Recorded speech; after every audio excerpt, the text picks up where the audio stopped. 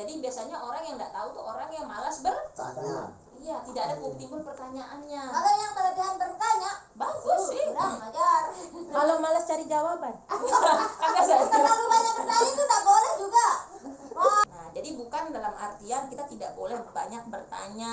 Bertanya di sini lebih kepada yang menyanggah, komplain kayak gitu, karena sikap seperti itu menghambat proses belajar mengajar.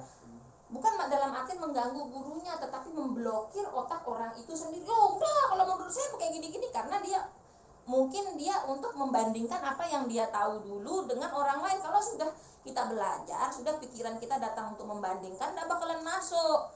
Lain kalau kita ya udah dia ngomong aja, nanti saya ada pertanyaan saya, dia kenapa nih kayak gini, tidak ada masalah. Kayak Yun kan kritis itu bagus karena untuk meluruskan. Tapi kalau niatan kita hanya untuk ngadu ilmu, nggak masuk itu kayak gitu loh. Banyak orang yang berdebat itu karena merasa dirinya adu ilmu. Apa artinya sijin? Kita catat catatan dulu. Iya, akar katanya diambil dari apa? Sijin. Sijin ini pernah dipakai dalam surat apa? Artinya apa? Sijin ini artinya apa?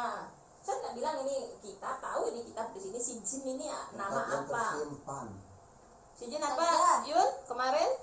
Apa namanya? Sijin itu berarti penjara. Penjara. Sijin itu artinya adalah Penjara. kemarin sudah. Iya, Catat catat. Namanya tersimpan dalam sijin. Nah, penjara. Masa?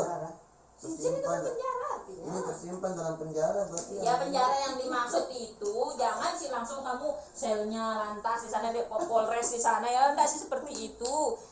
Kan dengan sifatnya sifatnya apa? Sesungguhnya kitab orang-orang yang durhaka berada di dalam ya, kitab orang-orang yang ngantuk berada dalam di dalam tempat tidur. Tapi ngantuknya di baskom. ya. Dia lagi Nah, ditiup-tiup kan sama kalau jin. nanya lagi, wama Adro karena sijin. masih jin. Masalahnya dia kan bilang penjara di sini. Ya. Karena penjara itu sifatnya umum. Logikanya ya kenapa enggak Allah langsung aja dia bilang ngapain harus nanyain kita, dia yang lebih tahu. Iya. Sesungguhnya kitab orang yang durhaka sungguh-sungguh berada di dalam sijin.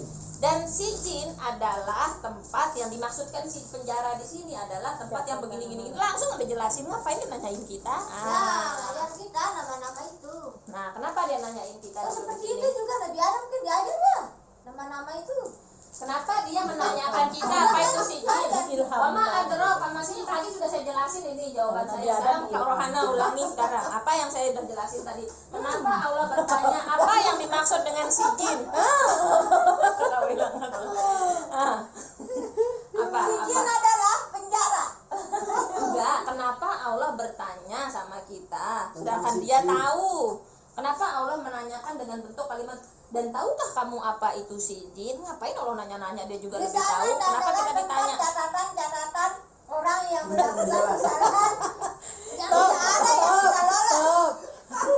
Dulu bukan bertanya apa sijin itu, tapi kenapa Allah bertanya gitu loh, apa itu Padahal dia sijin? tahu Allah ngapain dia nanya sama Untuk kita. memberitahu kita nama sijin itu. Enggak